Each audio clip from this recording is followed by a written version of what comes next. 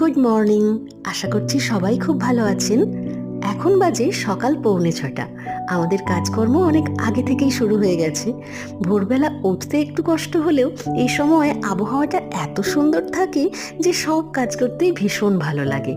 বাবু একটু মজা করতে করতে উঠছে ওর বাবার গাড়িতে। ঠাকুরকে প্রণাম সেরে নিয়ে তারপরে আমাকে টাটা জানিয়ে বাবু বেরিয়ে পড়লো স্কুলের জন্য। তারপরে আমিও সমস্ত কাজকর্ম সেরে রান্নাবান্না সেরে বেরিয়ে পড়েছি স্কুলের জন্য। কিন্তু রাস্তার অবস্থাটা দেখুন, আজকে প্রায় আধ ঘন্টা ফেঁসে আছি এই জ্যামে। তাই সময়ের অনেক আগেই আমি বেরিয়ে পড়ি যাতে দেরি না হয়ে যায়। ক্লাস শেষে একটি বাচ্চা আজকে এই গিফটটা দিয়েছে। দেখুন কি সুন্দর বানিয়েছে।